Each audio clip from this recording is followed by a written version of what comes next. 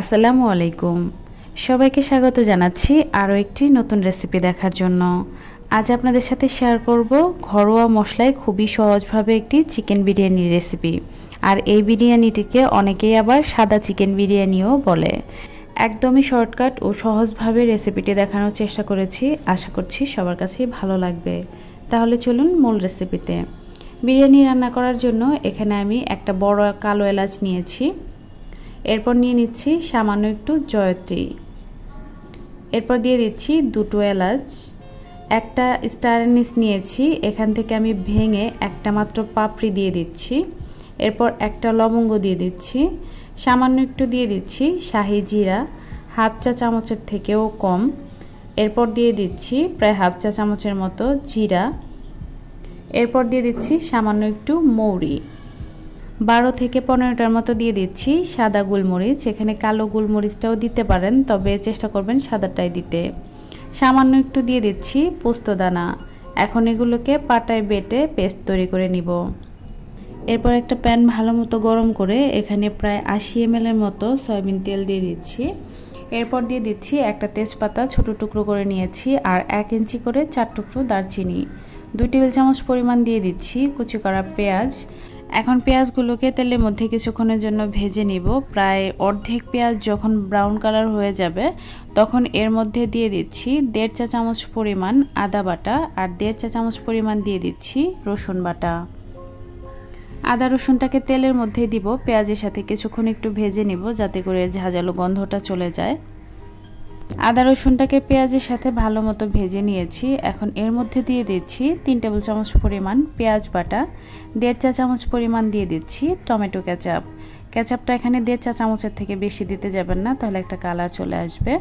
আর 1.5 table চামচ পরিমাণ দিয়ে দিচ্ছি টক দই। টক দইটা পানি সহ আমি ফেটিয়ে নিয়েছি। কাজু বাদাম বাটা দিয়ে দিচ্ছি 1.5 টেবিল চামচ।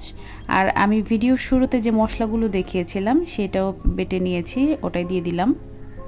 এখন সব কিছুকে একত্র খুব ভালোভাবে মিশিয়ে কষিয়ে নিতে হবে। এই মশলাগুলো কষাতে আমি কোনো পানি ব্যবহার করিনি, শুধু মশলাগুলো কষিয়ে নিয়েছি। পেঁয়াজ বাটার সাথে কিন্তু পানি ছিল, ওই পানিটাতেই মশলাটা ভালো মতো কষানো হয়ে গিয়েছে। এখন আমি এর মধ্যে মাংস দিয়ে দিচ্ছি 900 গ্রাম। আমি যে মশলাটা তৈরি করেছি 900 গ্রাম মাংসের জন্য কিন্তু পারফেক্ট ছিল। এরপর 5-6টা দিয়ে দিচ্ছি কাঁচামরিচ, আর 1 চা চামচ দিয়ে দিচ্ছি লবণ। কাঁচামরিচটা আপনারা কেমন ঝাল খেতে পছন্দ করেন তাই বুঝে অ্যাডজাস্ট করে দিবেন। আমি কিছু মরিচ ভেঙে দিয়েছি আর কিছু আস্তই রেখেছি।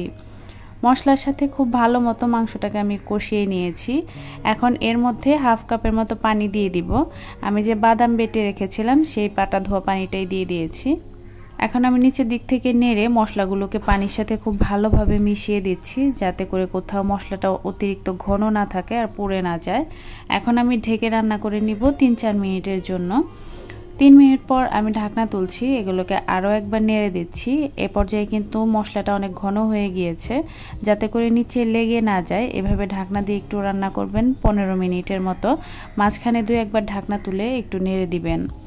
আমি আরও 7 মিনিটের জন্য এটাকে রান্না করে নিয়েছি। এখন ঢাকনা ছাড়া আমি মাংসগুলোকে রান্না করব, কারণ এগুলো প্রায় সেদ্ধ হয়ে গিয়েছে। ঢাকনা ছাড়া রান্না করে আমি সম্পূর্ণ পানিটা শুকিয়ে নিয়েছি। এখন এর মধ্যে দিয়ে দিচ্ছি কাঁচামরিচ। এই মরিচগুলো আমি ভেঙে দিয়েছি, আপনারা চাইলে কেটেও দিতে পারেন অথবা আস্তও দিতে পারেন যদি বেশি ঝাল খেতে পছন্দ না করেন। এখান থেকে দারুণ একটা ফ্লেভার আসবে কাঁচামরিচের, সেই সাথে হালকা একটু ঝালও হবে। মাংসটা রেডি হয়ে গিয়েছে। আমি একটা সাইডে রেখে অপর একটা প্যানের মধ্যে তেল দিয়ে দিচ্ছি প্রায় 3 টেবিল চামচের মতো। এরপর দিয়ে দিচ্ছি তেজপাতা একটা ছোট টুকরো করে নিয়েছি, 4টা এলাচ আর 4 টুকরো দারচিনি। এরপর দিয়ে দিচ্ছি 2 টেবিল চামচ পরিমাণ পেঁয়াজ। এখন এগুলোকে হালকা একটু ভেজে নিতে হবে। পেঁয়াজটাকে কিন্তু ভেজে একদম বাদামি রং করা যাবে না, তাহলে বিরিয়ানির মধ্যে একটা কালার চলে আসবে। জাস্ট পেঁয়াজগুলো থেকে কাঁচা গন্ধটা চলে গেলেই হবে।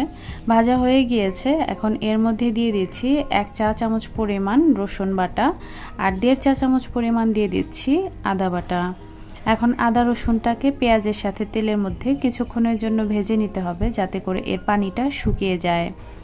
এখন আমি এর মধ্যে সুগন্ধি পোলাওয়ের চাল দিয়ে দিচ্ছি প্রায় 400 গ্রামের মতো, আর এটা আমি প্রায় 10 মিনিট আগে ধুয়ে এই স্ট্যানারের মধ্যে রেখে দিয়েছিলাম।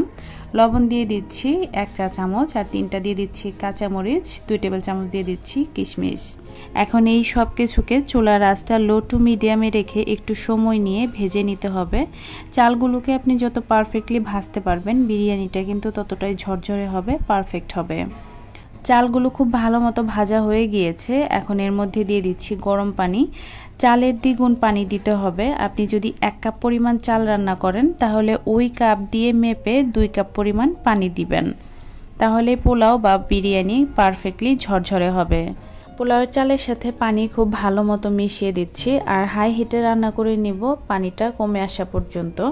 যখন পানিটা কমে প্রায় চালের সমান বা চালের গায়ে লেগে আসবে, এ পর্যায়ে আমি আগে থেকে রান্না করে রাখা মাংসটা অ্যাড করে দিচ্ছি। মাংসগুলোকে চালের সাথে খুব ভালো মতো মিশিয়ে নেবেন, আর এটা যখন পুরোপুরি মেশানো হয়ে যাবে তখন এখান থেকে কিছুটা পানি তুলে একটু চেক করে দেখবেন লবণটা পারফেক্ট হয়েছে কিনা। আপনি যতটা লবণ খেতে পছন্দ করেন তার থেকে এ পর্যায়ে একটু বেশি রাখতে হবে। যখন পুরোপুরি রান্না হয়ে যাবে তখন কিন্তু লবণের টেস্টটা একটু কমে আসবে। মাংসটা চালের সাথে খুব ভালো মতো মেশানো হয়ে গিয়েছে। এখন উপর দিয়ে আমি 1 চামচ পরিমাণ ঘি দিয়েছি, আর 1.5 চা চামচের মতো দিয়ে দিচ্ছি কেওড়া জল। এতে করে দারুণ একটা ফ্লেভার অ্যাড হবে বিরিয়ানিতে। এখন আমি এগুলোকেও চালের সাথে খুব ভালো মতো মিশিয়ে দিচ্ছি, কারণ এ পর্যায়ে কিন্তু চালটা একটু শক্ত আছে, ভেঙে যাবে না। পোলাও বা বিরিয়ানি রান্নার সময় চালটা একটু কম নাড়বেন, এতে করে কিন্তু চালগুলো ভেঙে যাবে না।